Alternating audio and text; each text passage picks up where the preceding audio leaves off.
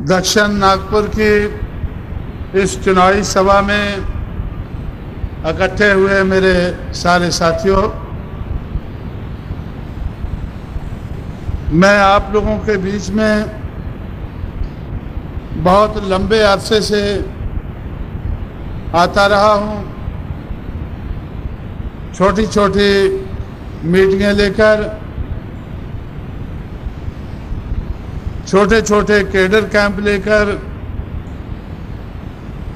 आप लोगों को बहुजन समाज बनाने के लिए प्यार करने की कोशिश करता रहा हूं। तो इसलिए इस क्षेत्र के लोग मुझे और मेरे ख्यालात को अच्छी तरह से जानते हैं। मेरे से बहुत से साथियों का नज़दीक का संबंध है। मैं छोटी बड़ी मीटिंगों में आपके बीच में आता रहा हूं, आपको नज़दीक से जानता हूं, आप लोग मुझे नज़दीक से जानते हैं। लेकिन इस मौके पर ऐसे मौके पर मैं आप लोगों के बीच में आया हूं जब आपको सरकार बदलने का, बहुजन समाज के हित की सरकार बनाने का मौका मिल रहा है। ऐसे मौके पर मैं आपके सामने मौके से संबंधित कुछ बातें कहना चाहूँगा। साथियों, चुनाव तो आप लोगों ने पहले भी बहुत से लड़े हैं। रिपब्लिकन पार्टी के माध्यम से लंबे अरसे से आप लोग चुनाव लड़ते आए हैं और किस लिए आप लोग चुनाव लड़ते हैं ये भी आप लोगों को जानकारी है। किस मूवमेंट को आप लोगों को चलाना है, आप लोगों ने चलाने की कोशिश की है, ये भी जानकारी है। नागपुर को बाबा साहब अम्बेडकर की कर्म भूमि कहते हैं, तो ऐसे लोगों की क्या जिम्मेवारी है इसकी भी आप लोगों को जानकारी है। आप लोगों ने वो जिम्मेवारी कितनी निभाई है इसकी भी आप लोगों को जानकारी है और मुझे भी जानकारी है। तो इस सारी जानकारी के बाद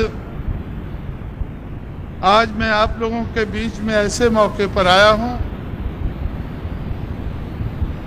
आप लोगों को अपने ऊपर भरोसा कायम कराने के लिए आप लोगों के बीच में आया हूं। आप लोग जानकार लोग हैं, हर प्रकार से जानकार लोग हैं, लेकिन जानते हुए भी अपनी जिम्मेवारी को आज तक उस पैमाने पर नहीं निभा पाए हैं जिस पैमाने पर निभाना चाहिए था। ये काम अभी बाकी है। जानकारी का काम तो बहुत कुछ हो चुका है। मैं आज अमरावती की तरफ से आते वक्त, आरवी की तरफ से आते वक्त जब मैं रिजर्व बैंक के पास से गुजर रहा था तो मैंने अपने साथी से, उबाले से पूछा कि इधर कुछ हमारे पुराने साथी थे जो मुझे अच्छी तरह से जानते हैं, मैं भी जानता हूं, वो अध्ययन मंडल चला रहे थे। अभी भी वो अध्ययन कर रहे हैं। क्या अध्ययन उनका खत्म हुआ है, संपला है या नहीं संपला है? अगर अध्ययन संपला है तो फिर काम शुरू हो जाना चाहिए। अध्ययन तो बहुत हो गया है। अध्ययन किसी मकसद के लिए किया जाता है, अध्ययन ही एक मकसद बन के ना रह जाए। मुझे ऐसा लगा है कि जो सूझबूझ वाले पढ़े लिखे लोग हैं नागपुर के, जिनकी बड़ी जिम्मेवारी थी कुछ करने की, वो अध्ययन करके ही घर में बैठ गए हैं। जब कुछ पैसा इकट्ठा हो जाता है तो सोचते हैं कि एक खोली और बना लो। अध्ययन करने के बाद खोली बनाना, तो भाई खोली बनाने के लिए क्या ध्यान की जरूरत है? खोली बनाने के लिए एक खोली और बन जाए, एक बच्चे को और आगे बढ़ा दें, तो इसके लिए ज्यादा अध्ययन की जरूरत नहीं है।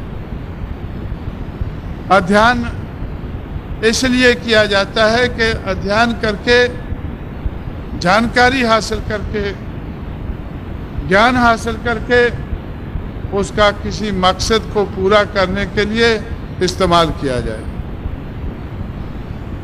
इसलिए मैं नागपुर के जानकार साथियों से कहना चाहता हूं कि जो मकसद आप लोगों के सामने है, जिस मकसद को पूरा करने की आप लोगों की जिम्मेवारी है, वो मकसद अभी अधूरा है, पूरा नहीं हुआ है।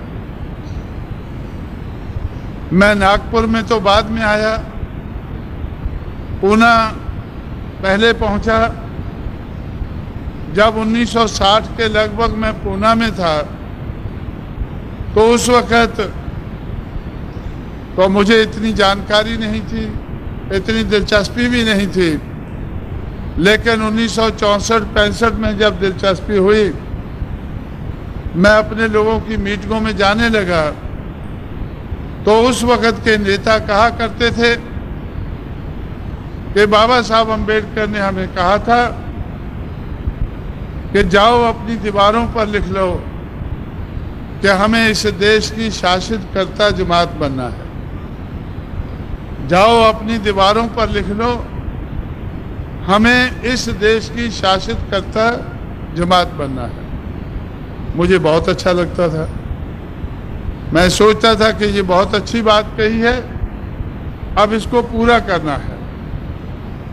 जो लोग कहते थे कि बाबा साहब ने ऐसा कहा है, वो तो भूल भी गए हैं। जब मैं उनको याद कराता हूं, तो गांधी जी के खादी के कपड़े उनको परेशान करते हैं। दादा साहब रूपते एक नेता थे, आप लोगों ने नाम सुना होगा। वो इस बात को बहुत कहा करते थे। जब वो खादी पहनकर एमएलसी बने, फिर मिनिस्टर बने, तो मैंने उनसे कहा कि जब मेरी आपसे पहले मैंने आपका भाषण सुना था, मुझे आपकी ये बात बहुत पसंद आती थी कि हमें इस देश की शासित कर्ता जमात बनना है। लेकिन उस दिशा में तो आप लोग बढ़ते नजर नहीं आ रहे हैं। उस दिशा में आप बढ़ते नजर नहीं आ रहे हैं। आप तो कांग्रेस के पीछे खड़े हो गए हैं, कांग्रेस के पिछलग्गू बन गए हैं। और मैं समझता हूं, और मेरे से ज्यादा आप समझते होंगे, कि कांग्रेस पार्टी ब्राह्मणवाद की ए टीम है। ब्राह्मणवाद को इस देश में टिकाए रखने का काम जितना कांग्रेस ने किया है, उतना किसी दूसरी पार्टी ने नहीं किया है। बीजेपी के लिए तो अभी करना बाकी है। कांग्रेस ने गांधी जी की देखरेख में ब्राह्मणवाद को टिकाए रखने के लिए जितना बड़ा काम किया है, वो उसका ज्ञान मुझे annihilation of caste, what Congress and Gandhi has done to the untouchables of India, ये 2 किताबें पढ़ने से, 2 किताबों का थोड़ा सा ध्यान करने से मुझे बड़े पैमाने पर इस बात का एहसास हुआ कि कांग्रेस ब्राह्मणवाद की ए टीम है, Bharatiya Janata party B team है। भारतीय जनता पार्टी को कांग्रेस के मुकाबले का ब्राह्मणवाद को टिकाए रखने का काम करने की अभी बहुत जरूरत है। आज तक जो ब्राह्मणवाद को टिकाया है, गैर बराबरी को इस देश में टिकाया है, तो उसमें कांग्रेस का बहुत बड़ा हाथ रहा है। कांग्रेस के पीछे अगर बाबा साहब अम्बेडकर को मानने वाले लोग खड़े हो जाएं, तो कांग्रेस मजबूत होती है। कांग्रेस के पीछे ये क्यों खड़े होते हैं कि कांग्रेस एक मजबूत पार्टी है। रिपब्लिकन पार्टी, बाबा साहब की पार्टी कमजोर पार्टी थी। कमजोर पार्टी को छोड़कर कांग्रेस के पीछे खड़े हो गए, कांग्रेस और मजबूत हो गई। मेरा ये पहले से विश्वास था। मैं आपके पास इस मौके पर आया हूं, इस विश्वास के साथ आया हूं कि आज आप लोग मेरी बात को मानने लगेंगे। लेकिन मैं बात वही पुरानी कहता हूं। बहुत पहले से मैं कह रहा था कि बहुजन समाज ही इस देश में एक शक्ति है। अगर बहुजन समाज कांग्रेस के पीछे खड़ा हो जाए तो कांग्रेस की शक्ति बनती है और उस शक्ति का इस्तेमाल करके उसकी सरकार बनती है। अगर किसी और पार्टी के पीछे हम लोग खड़े हो जाएं तो उसकी शक्ति बनती है, उसकी सरकार बनती है। लेकिन अगर हम लोग इनके पीछे से हट जाएं, कांग्रेस के पीछे से हट जाएं, अपने पैरों पर खड़े हो जाएं, जितना हम उसके पीछे से हटेंगे उतनी वो पार्टी कमजोर होगी। कांग्रेस पार्टी को कमजोर करना अंबेडकरवादी लोगों का काम होना चाहिए था। वो कैसे कर सकते थे कि अपने लोगों को कांग्रेस के पीछे से हटाते, कांग्रेस कमजोर होती। लेकिन अंबेडकरवाद को चलाने की जिन लोगों की जिम्मेवारी थी, वो लोग दूसरों को कांग्रेस के पीछे से हटाने की बजाय खुद कांग्रेस के पीछे जाकर खड़े हो गए। अपना लालच, अपना स्वार्थ पूरा करने के लिए वो लोग कांग्रेस के पीछे खड़े हो गए। उस वक्त मुझे थोड़ी थोड़ी जानकारी हो रही थी।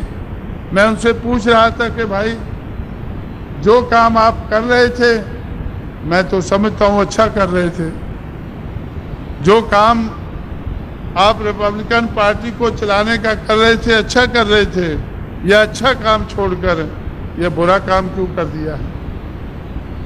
वो कहने लगे कि हमें काम तो अच्छा है, नाम भी अच्छा है, सब कुछ है, लेकिन बाबा साहब का नाम लेकर हम एमएलए एमपी नहीं बन सकते हैं। फुले शाहू अंबेडकर का नाम लेकर हम लोग एमएलए एमपी नहीं बन सकते हैं। एमएलए एमपी हम नहीं बनते हैं तो हमारा समाज भी हमारी कदर नहीं करता है। मेरा ये विश्वास था कि हमें, हमारा समाज अगर हमारी कदर नहीं करता है तो हमें समाज को बदलना होगा। समाज की जो थिंकिंग है उसको बदलना होगा। कौन बदलेगा? अगर हम खुद ही जाकर कांग्रेस के पीछे, ब्राह्मणवादी पार्टियों के पीछे खड़े हो जाएं तो वो पार्टियां और शक्तिशाली बन जाएगी। तो ये सारी बातें मैं महाराष्ट्र में सोचकर समझकर अपने साथियों से बातचीत करने के बाद तो फिर मैं उत्तर भारत की तरफ गया और उत्तर भारत में मैंने लोगों से कहा, ऐसे लोग जो बाबा साहब अम्बेडकर को नहीं जानते थे, फुले शाहू को जानने का तो सवाल ही पैदा नहीं होता था, ऐसे लोगों से जानकर मैंने कहा, और खास करके जो बाबा साहब अम्बेडकर को जिस क्षेत्र में लोग जानते थे, मैं उस क्षेत्र से जल्दी से गाड़ी पकड़कर आगे निकल जाता था कि इधर जानकार लोग हैं, इनसे मगजमारी करना अच्छी बात नहीं। जानकार लोगों को तो मैं छोड़कर महाराष्ट्र से आया हूँ। अगर महाराष्ट्र से चलकर मैं मौर्या के क्षेत्र में चला गया, संघप्रिया गौतम के क्षेत्र में चला गया। जिन लोगों के हमारे साथी ने अभी नाम लिए हैं, उन क्षेत्रों में से मैं जल्दी से आगे बढ़ जाता था।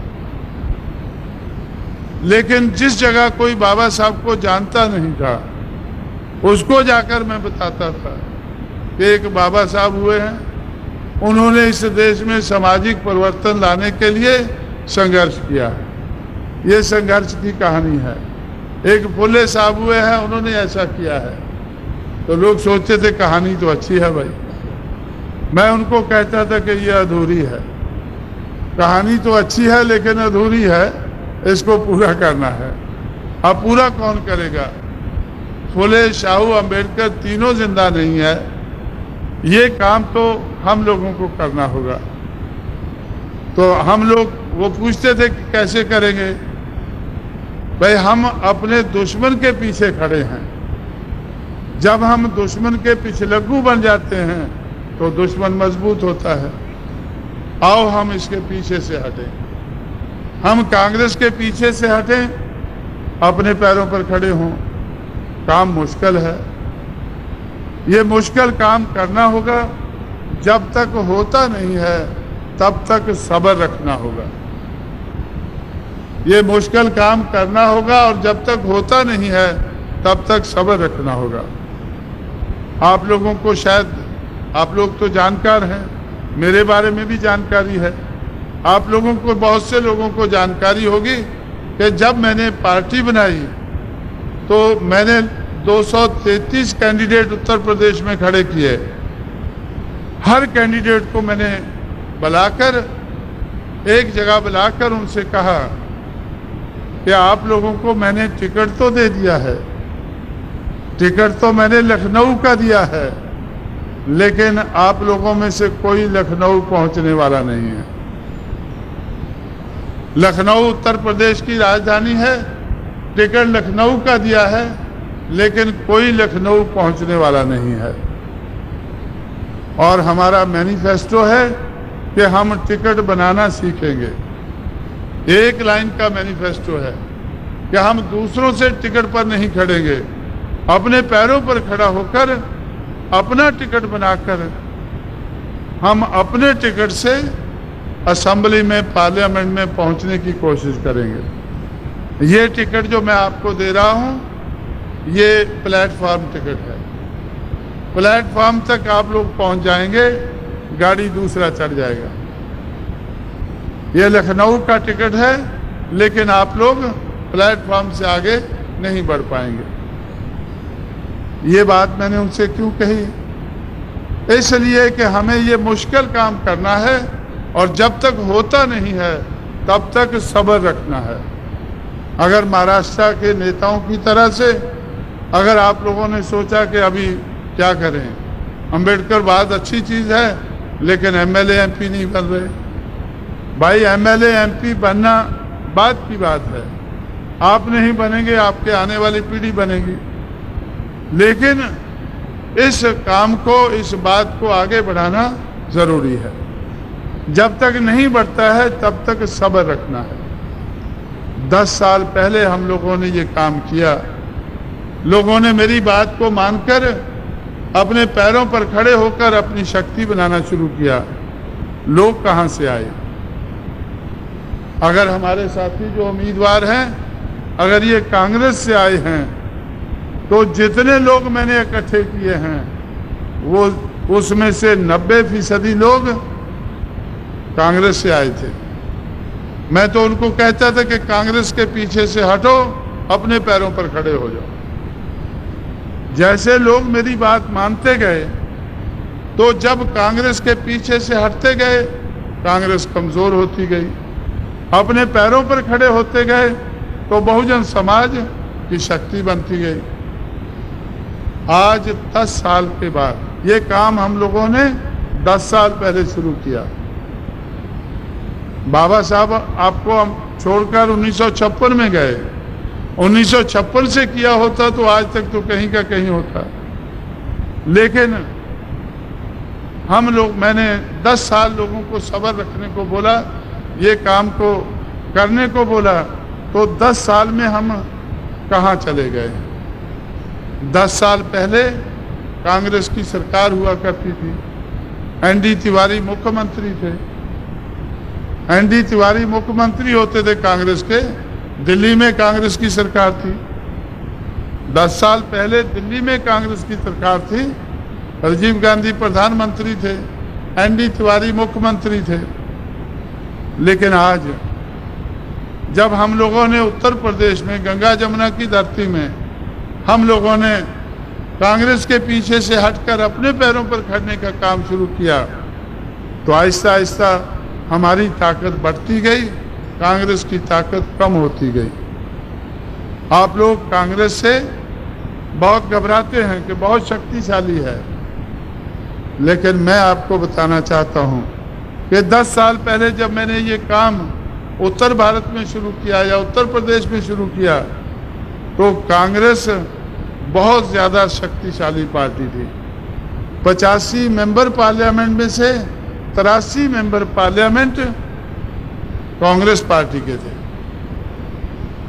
और 425 एमएलए में से लगभग 328 एमएलए कांग्रेस पार्टी के थे। इतनी शक्तिशाली पार्टी उत्तर प्रदेश में कांग्रेस थी। उस बहुत ज़्यादा शक्तिशाली कांग्रेस पार्टी को आज हम लोगों ने मिट्टी में मिला दिया है। 10 साल पहले उनके 328 के लगभग एमएलए थे, आज उनके 28 एमएलए हैं। 300 चले गए हैं। कहाँ चले गए हैं? बहुजन समाज के पास चले गए हैं। 10 साल पहले कांग्रेस के 328 के लगभग एमएलए थे, हमारा कोई नहीं था। जिनको मैंने टिकट दिया था पहले ही कह दिया था कि लखनऊ कोई नहीं पहुंचेगा, ये प्लेटफॉर्म तक जा सकते हैं। तो उन लोगों ने सब्र किया, कांग्रेस के पीछे से हटते गए, अपने पैरों पर खड़ते गए और आज कांग्रेस के 328 से घटकर 5 साल के बाद 96 हुए, फिर 46 हो गए, फिर ये जो पिछला चुनाव हुआ है उसमें 28 रह गए हैं। आज अगर चुनाव होता है तो ज़्यादा से ज़्यादा 8 रह जाएंगे। तो इतनी बड़ी शक्तिशाली कांग्रेस पार्टी बहुजन समाज के लोगों ने अपने पैरों पर खड़े होकर वो एक सबसे कमज़ोर पार्टी बनाकर रख दिया, खड़ी कर दी है। ऐसा क्यों हुआ है कि बहुजन समाज ब्राह्मणवादी पार्टियों के पीछे से हटकर अपने पैरों पर खड़ा हुआ है। जिन पार्टियों के पीछे से हटे हैं वो कमज़ोर हो गई हैं और अपने पैरों पर खड़े होकर बहुजन समाज की शक्ति बन गई है। उस शक्ति का सहारा लेकर बहुजन समाज पार्टी का मुख्य लक्ष्य है सामाजिक परिवर्तन, बहुजन समाज की आर्थिक मुक्ति। ये तो बहुत बड़ा काम है। आज भी मैं अपने लोगों से कहता हूँ, अपने साथियों से कहता हूँ, इसके लिए तो लंबा संघर्ष करना होगा और करेंगे, सब्र के साथ करेंगे, आने वाली पीढ़ियों को भी तैयार करके जाएंगे। ये काम तो हमें लंबे अरसे तक करना होगा, इसको ज़्यादा समय लगता है, लेकिन राजनीतिक परिवर्तन, सामाजिक परिवर्तन, आर्थिक परिवर्तन को ज़्यादा समय लगता है। लेकिन मेरा ये तजुर्बा है कि राजनीतिक परिवर्तन बहुत जल्दी हो जाता है। 10 साल में हो गया है। 10 साल पहले हम लोग ने पार्टी बनाना शुरू किया, एनडी तिवारी मुख्यमंत्री थे, कांग्रेस पार्टी की सरकार थी और बहुजन समाज के लोग, बहुजन समाज के हर अंग के लोग, चाहे शेड्यूल्ड कास्ट हैं, ट्राइब हैं, बैकवर्ड हैं, माइनॉरिटीज़ के लोग हैं, तो कांग्रेस की सरकार होती थी और सरकार के दरवाजे पर ये लोग धरना लगा कर बैठते थे।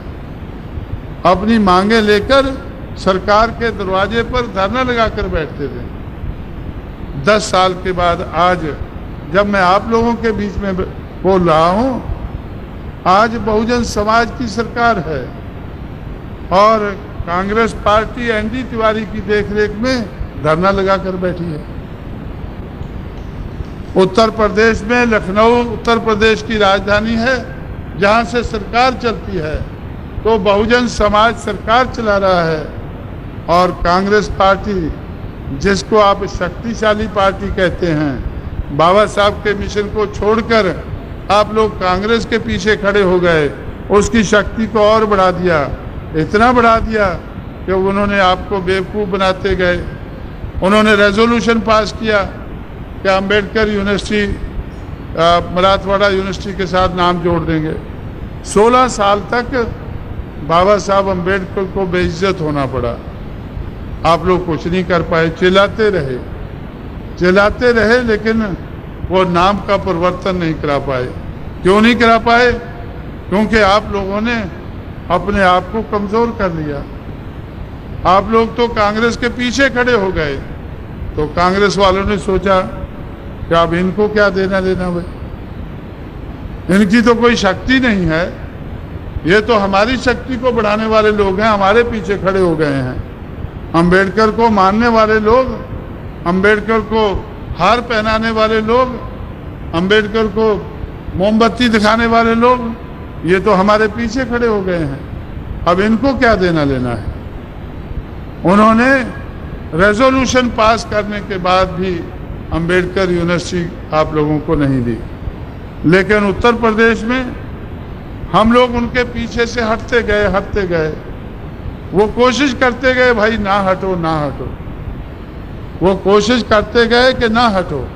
बाबा साहब अंबेडकर को मानने वाले लोगों को वो कहते गए ना हटो। तो उन्होंने कहा कि भाई आप लोग, आपकी सरकार अच्छी नहीं है, बाबा साहब यूनिवर्सिटी का नाम आप नहीं दे रहे, उधर रेजोल्यूशन पास किया, महाराष्ट्र में नहीं दे रहे हैं। वो कहने लगे हमारे पीछे से ना हटो। 542 एकड़ जगह लेकर लखनऊ में कांग्रेस पार्टी ने, कांग्रेस की सरकार ने बाबा साहब अंबेडकर के नाम पर यूनिवर्सिटी बना दी। किस लिए बना दी? कि बाबा साहब को मानने वाले लोग वो उनके पीछे से हट रहे थे। उनके पीछे से हटते थे तो कांग्रेस कमज़ोर होती थी। भाई कांग्रेस को कमज़ोर मत करो, हम आपको यूनिवर्सिटी देते हैं।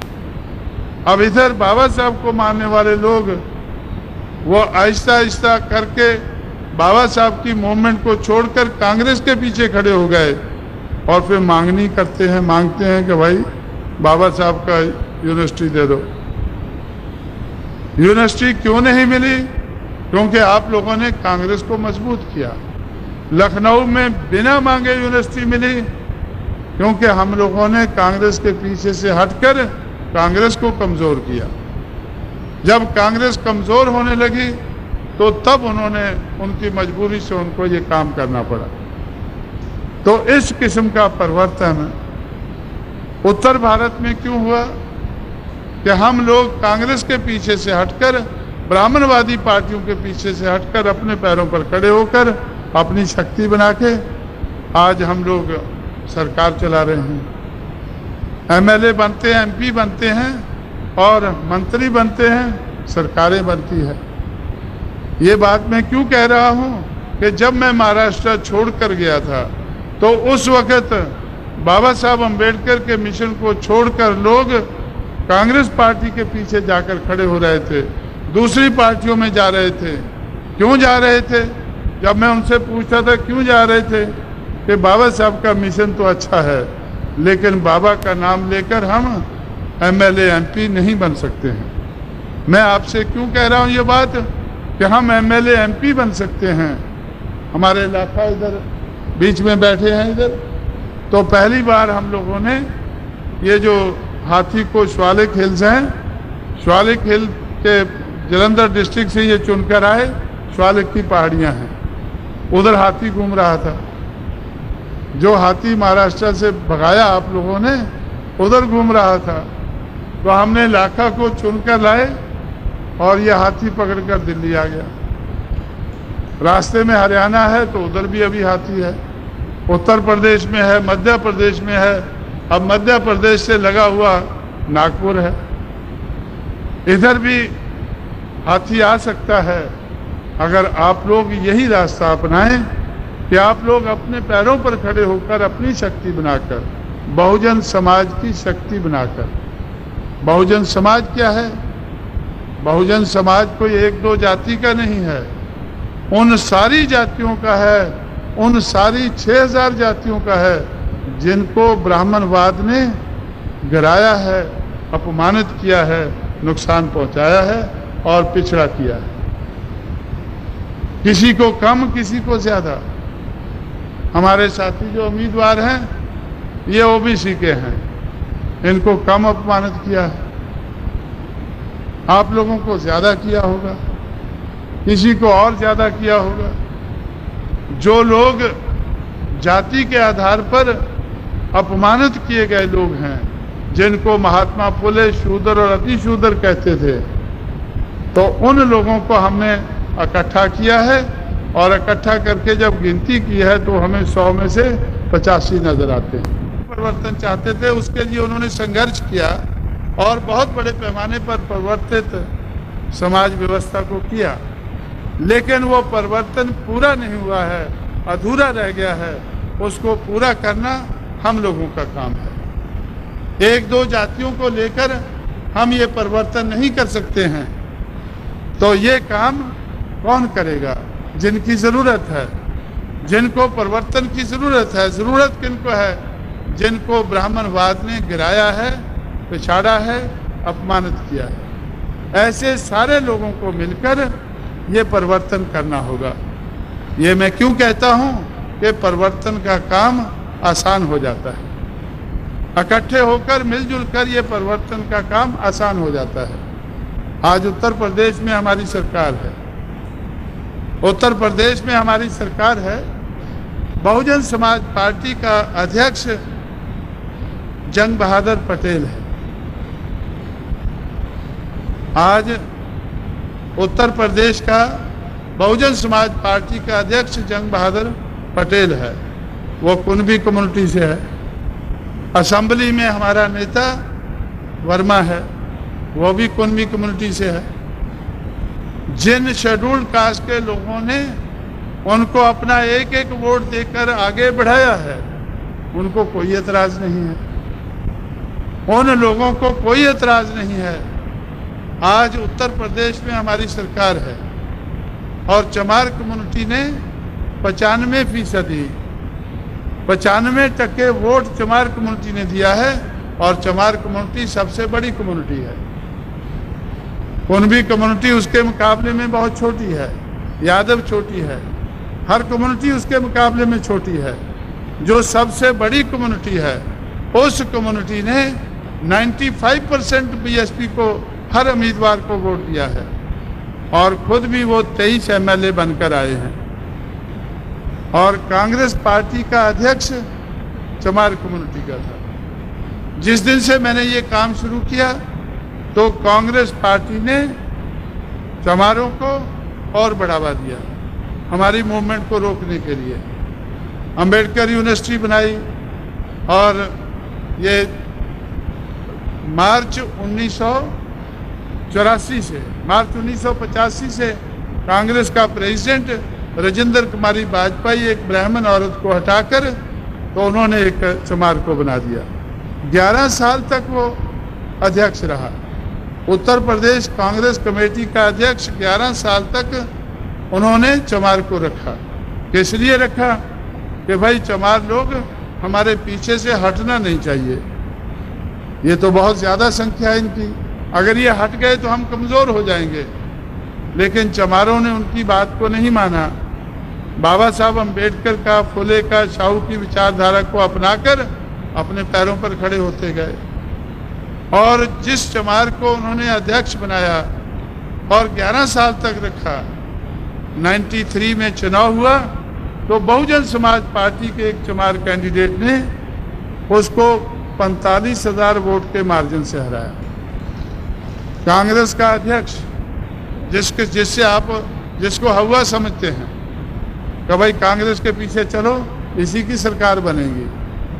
भाई उसके पीछे जाओगे तो जरूर बनेगी, लेकिन उसके पीछे से हट जाओगे तो कभी नहीं बनेगी। जैसे आज उत्तर प्रदेश में हम दावे से कह सकते हैं कि कांग्रेस की सरकार कभी नहीं बनेगी। आज हम दावे से कह सकते हैं कि कभी नहीं बनेगी। क्यों नहीं बनेगी? कि हम अपने लोगों को उनके पीछे जाकर पिछलग्गू बनने नहीं देंगे। हम अपने लोगों को अपने पैरों पर खड़ा करके तो अपनी सरकारें बनाएंगे, उनकी क्यों बनाएंगे भाई? तो ऐसी कांग्रेस पार्टी जिसको आप बहुत शक्तिशाली पार्टी समझते हैं, आज हम लोगों ने उसको मिट्टी में मिला दिया है।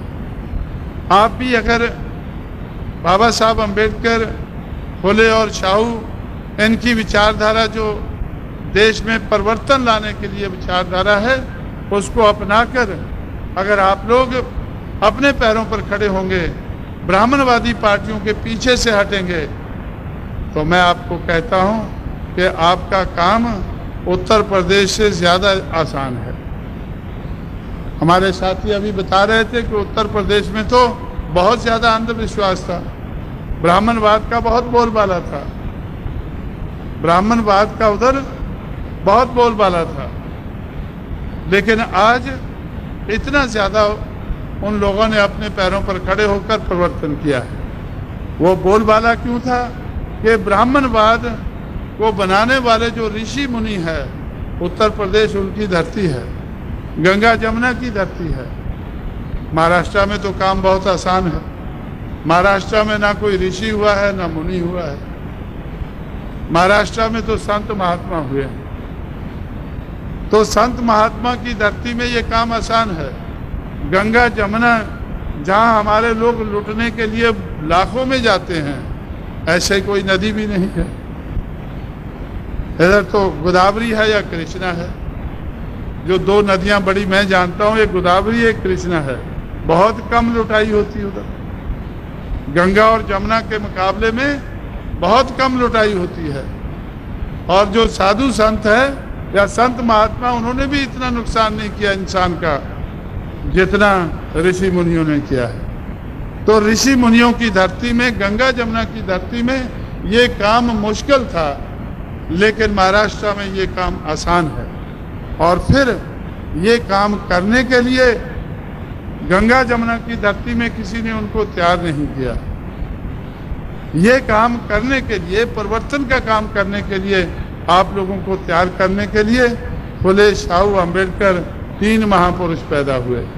1848 से लेकर 1956 तक 108 साल लंबा संघर्ष किया उन्होंने, एक विचारधारा दी। तो इसलिए आपका काम बहुत ज़्यादा आसान है। और लेकिन अगर आप लोग उनसे सबक नहीं सीखेंगे, मैं आपको कहना चाहता हूं कि बाबा साहब अम्बेडकर को 16 साल तक अपमानित क्यों होना पड़ा। महाराष्ट्र की असेंबली में रेजोल्यूशन पास होने के बाद जो नाम विस्तार हुआ, तो 16 साल क्यों लगे? इसलिए लगे कि महाराष्ट्र में कारोबार ब्राह्मणवाद के आधार पर चलता था, गांधीवाद के आधार पर चलता था। अगर फुले और शाहू का मिशन चलता तो बाबा साहब को अपमान न होना पड़ता, बाबा साहब का मान और सम्मान होता। जैसे शाहू के ज़माने में शाहू महाराज ने खुद बाबा साहब अम्बेडकर का सम्मान किया, तो अगर उनका मिशन चलता रहता, लेकिन उनको मानने वाले लोग गांधी जी के चक्कर में आ गए और ब्राह्मणवाद को चलाने लगे। आज महाराष्ट्र में ब्राह्मणवाद को कौन चला रहा है? जिसको शाहू का मिशन चलाना चाहिए था, फुले का चलाना चाहिए था, वो ब्राह्मणवाद को चला रहा है। उनको देखकर अम्बेडकरवादी भी उनके पीछे लग गए। इसलिए साथियों, मैं आपसे ये कहना चाहूँगा कि आप लोग इस मौके पर, जब राजनीतिक परिवर्तन जल्दी हो सकता है, राजनीतिक परिवर्तन का मौका है, राजनीतिक परिवर्तन जल्दी हो सकता है। जिस देश में एक आदमी का एक वोट है, एक वोट की एक कीमत है, राजनीतिक परिवर्तन वोट के आधार पर वोट का सही इस्तेमाल करने से जल्दी हो सकता है। उस राजनीतिक परिवर्तन का सहारा लेकर हम लोग सामाजिक परिवर्तन और आर्थिक परिवर्तन को जल्दी ला सकते हैं। इसलिए मैं आप लोगों से इस मौके पर कहने आया हूं कि आप लोगों ने आज तक अपने वोट का सही इस्तेमाल नहीं किया। आप लोगों ने आज तक अपने वोट का सही इस्तेमाल नहीं किया। आप लोग जो मुझे कुछ सुनने को मिला इधर। आप लोग कहते होंगे कि भाई हम लोग बौद्ध बन गए हैं, हम बौद्ध को वोट देंगे। भाई आप लोगों ने अपनी जाति को आज तक वोट दिया है, मैं मानता हूं बहुत बड़े पैमाने पर दिया है, लेकिन कभी जीत नहीं पाए, कभी जीत नहीं पाए। वोट तो देते रहे हैं। दक्षिण नागपुर में भी आप लोगों ने अपनी जाति के लोगों को हमेशा वोट दिया है, लेकिन जीत नहीं पाए हैं। लेकिन उत्तर भारत में हम लोग क्यों जीत पाते हैं? क्योंकि हम लोग सारे ब्राह्मणवादी मूवमेंट के जो शिकार लोग हैं, जो शूद्र हैं, अति शूद्र हैं, उन सबको इकट्ठा करके उनकी मेजॉरिटी बनाते हैं। तो मेजॉरिटी बनाने से तो आप लोगों को किसी के साथ किसी की तरफ ताकने की जरूरत नहीं है। बहुजन समाज के लोग जब वो बहुजन समाज बना लेते हैं तो जीतने लग जाते हैं, एमएलए एमपी बनने लग जाते हैं, सरकारें बनाने लगते हैं। अभी तक हम लोग 15% से ज़्यादा बहुजन समाज नहीं बना पाए हैं। 85% लोगों को इकट्ठा नहीं कर पाए हैं। 85 की ज़रूरत भी नहीं है। जिस दिन हम इनको 51% इकट्ठा कर देंगे तो सारी पार्टियां एक तरफ होगी और बहुजन समाज पार्टी एक तरफ होगी। मैं आपसे आज कहना चाहता हूं, आप लोग मेरी बात को याद रखें। चंद सालों में आप देखेंगे कि Congress, BJP, Janata Dal, CPI, CPM और दूसरी ब्राह्मणवादी पार्टियां 5 साल के अंदर अंदर वो एक हो जाएंगी। इसलिए एक हो जाएंगी बहुजन समाज पार्टी का मुकाबला करने के लिए। लेकिन फिर भी वो लोग हमारा मुकाबला नहीं कर पाएंगे। 15 वाले लोग 85 का कैसे मुकाबला कर पाएंगे? जब वोट की गिनती होती है तो 15 वाले आज 5 पार्टियों में हैं, 15 वाले 5 पार्टियों में हैं। अगर वो एक हो जाते हैं तो भी वो 85 नहीं बन सकते हैं, 51 नहीं बन सकते हैं। इसलिए तो आप लोगों से मैं ये कहना चाहता हूं कि आप लोग बहुजन समाज बनाएं। ब्राह्मणवाद के हर शिकारी को आप लोग गले लगाएं। जैसे हमारे साथी ने अभी कहा कि बौद्ध लोगों के साथ धोखा होता है, मुसलमानों के साथ क्या कम होता है? मुसलमानों के साथ क्या कम धोखा होता है? शेड्यूल कास्ट, शेड्यूल ट्राइब के साथ तो सबसे ज्यादा होता है। आप लोग अभी बहुत बने हैं, पहले तो आपके बुजुर्ग तो शेड्यूल कास्ट, शेड्यूल ट्राइब थे, तो उनका शिकार तो ब्राह्मणवाद का शिकार तो बड़े पैमाने पर रहे हैं। तो इसी तरह से तो अगर मुट्ठी भर लोग बौद्ध बनकर रह जाएंगे और अपने ही वोट से कुछ करना चाहेंगे, नहीं कर पाएंगे। बौद्ध भी अगर बनना है तो कम से कम 15-20 करोड़ तो बनने चाहिए। 15-20 करोड़ लोग अगर शेड्यूल कास्ट के ही बन जाएं सारे इंडिया में तो भी 15-20 करोड़ हो जाते हैं। उसके लिए जिस नागपुर में बाबा साहब बौद्ध बने थे, उस नागपुर की बड़ी जिम्मेवारी होती है कि भाई जो मूवमेंट इधर से चली है, चलो उसको देश भर में फैलाएं। लेकिन आप लोग तो इधर ही नहीं चलने दे रहे उसको। तो इसलिए आप लोगों को अपनी जिम्मेवारी को समझना होगा, अपनी कमजोरी को समझना होगा। कमजोरी को दूर करके हम कैसे शक्ति बना सकते हैं उसको समझना होगा। इसलिए आज जो हम लोगों ने टिकट दिए हैं उसमें बौद्ध भी हैं, कुनबी भी हैं और सेंट्रल नागपुर से हलवा कोष्ठी है। तो भाई क्या बुरा है, हलवा कोष्ठी भी दुखी है, कुनबी भी वैसे ही है। कम दुखी होंगे, ये मैं मानता हूँ कि कम दुखी होंगे, और किसी जगह वो दूसरों को दुखी करते होंगे, ये भी मैं मानने के लिए तैयार हूँ। लेकिन तो ऐसा हम एक दूसरे को समझ के, आपस में समझ के हम लोग एक होकर जब आगे बढ़ते हैं, जैसे चमार है तो चमार को यादव बहुत दुखी रखता था और सारे ब्राह्मणवादी लोग यादव को इस्तेमाल करके वो चमार को परेशान करते थे। लेकिन आज यादव और चमार एकजुट होकर ब्राह्मणवाद का बड़े पैमाने पर मुकाबला कर रहे हैं। इसलिए साथियों, मैं 10 बजने को आए हैं। मैंने काफ़ी लंबी बात आप लोगों से की है और पुराना रेफरेंस भी आपको दिया है कि बहुत पहले से मैं आपको जानता हूँ, आप मुझे जानते हैं और जानकार लोग हैं आप, और आप लोग जानकार लोगों की जिम्मेवारी है।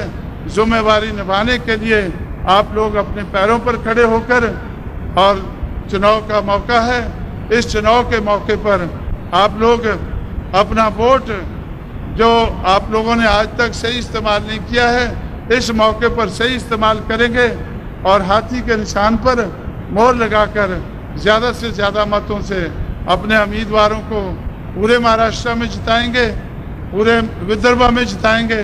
आपका ये दक्षिण नागपुर का क्षेत्र है, दक्षिण नागपुर में तो बहुत बड़े पैमाने पर जिताएंगे।